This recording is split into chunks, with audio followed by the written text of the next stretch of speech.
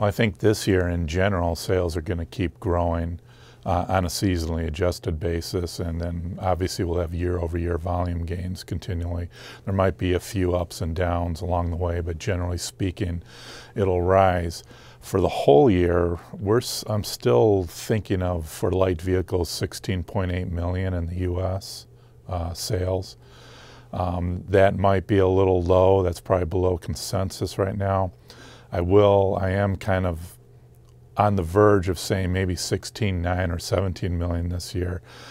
There are a few things that are keeping me from doing that. One of them is there does seem to be some spot shortages on inventory of some really hot selling vehicles, mainly in the crossover segments and even the pickup truck segments.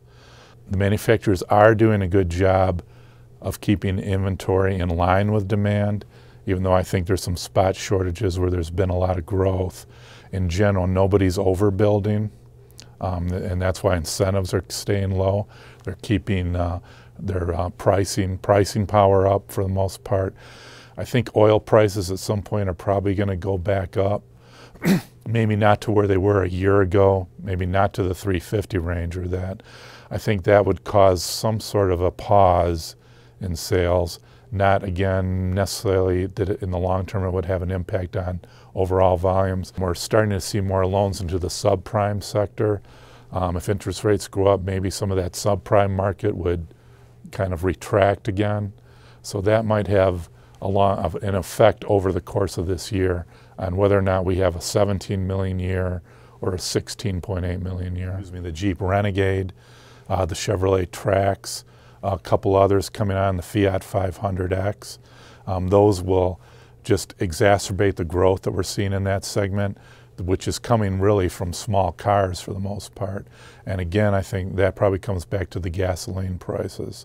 That's helping grow those what we call crossover segments, or the SUVs that are more like a car.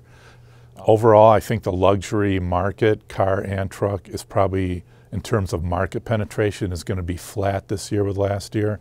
Obviously, since we'll have a bigger industry volume, that will grow.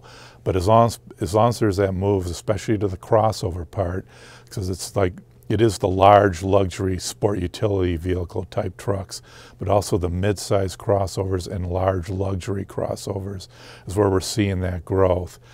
Right now, I'd kind of give the edge to General Motors and to Chrysler, or Fiat Chrysler now as it's called. They have more product compared to Ford that's on the crossover and the truck side that is doing real well. Jeep, it's a new 200, Chrysler 200, is doing well and making up a lot of the lost volume that went away when the Dodge Avenger was eliminated from the lineup. So on the whole, I would give those two the upper hand.